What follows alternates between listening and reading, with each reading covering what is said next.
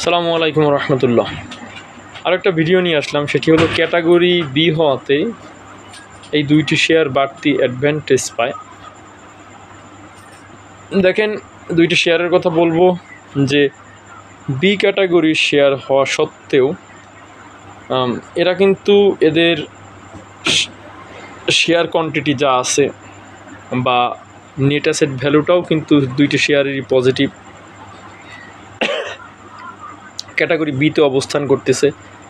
তারপরেও কিন্তু এখন এই প্রাইসটা কম, কিন্তু বি ক্যাটাগরিতে থাকার কারণে শেয়ার দুইটি একটা অ্যাডভান্টেজ এই কারণে পায়। দুইটি শেয়ারই লো পেড শেয়ার, দুইটি শেয়ারই স্বল্প মূলধনী কোম্পানি শেয়ার। একটি শেয়ারের শেয়ার কোয়ান্টিটি আপনার 1 কোটির 1.5 কোটির একটু বেশি, একটা 1 কোটির একটু বেশি ওভারঅল শেয়ার কোয়ান্টিটি, কিন্তু প্রাইস অনেক কম থাকলেও এই যেহেতু একদিনের ব্যবধানে বিক্রি করা যায়, বি ক্যাটাগরি হওয়াতে একদিন পরেই শেয়ারটা ম্যাচিউরড হয়ে যায় এবং শেয়ারটা কিন্তু আপনার বিক্রি করা যায়। এই কারণে বাড়তি অ্যাডভান্টেজ এবং আপনার বিনিয়োগকারীরাও কিন্তু এইখানে অ্যাট্রাকটিভ হয়।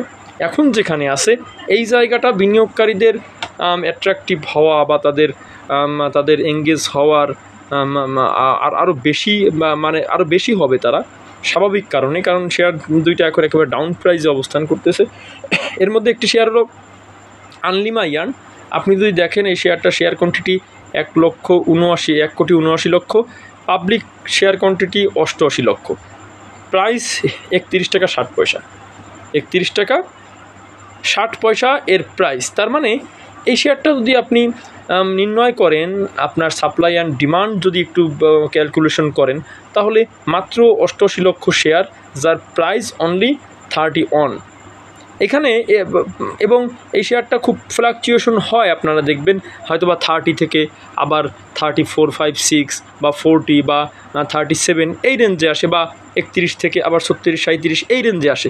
এতে হয় কি, এটা কেন হয়, এখানে বিনিয়োগকারীরা একটা মজা পায়, এই যে একেবারে ডাউন ট্রেন্ডে সেল বাই করে ডাউন ট্রেন্ডে কিনতে পারে আপনার 30-31 টাকার কাছাকাছি, আবার 3-4 টাকা লাভে বিক্রিও করতে পারে, আবার একদিন পরেই ম্যাচিউরড হয়ে যায়, একদিন টান দিলেই কিন্তু শেয়ারটা বিক্রি করা যায়। এই জন্য বাড়তি যদি জেড ক্যাটাগরিতে থাকতো তাহলে কিন্তু এই অ্যাডভান্টেজটা হয়তো পেতো না, কারণ তাহলে আপনার 2 দিন লাগতো ম্যাচিউরড হতে, কিন্তু বি ক্যাটাগরিতে থাকার কারণে একটা কিন্তু অ্যাডভান্টেজ পায়।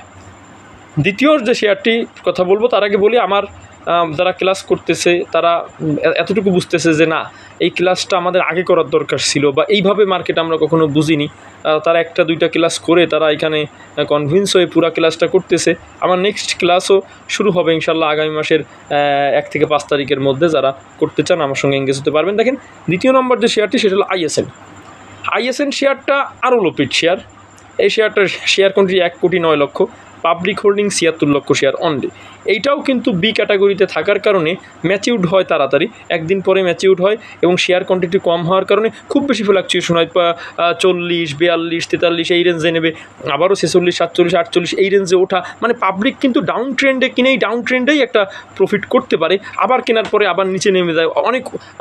এই শেয়ারগুলো এখানে থাকবে না, হয়তো বা একটা সময় আরও অনেক উপরে উঠে যাবে, তখন বিনিয়োগকারীরা ধরতে পারবে না। কিন্তু এখন যেটা হচ্ছে, প্রাথমিকভাবে পাবলিক কিন্তু এখানে আপডাউনে খুব সুন্দরভাবে সেল বাই করতে পারতেছে, এটা কিন্তু পাবলিকের কাছে স্পষ্ট হয়ে গিয়েছে।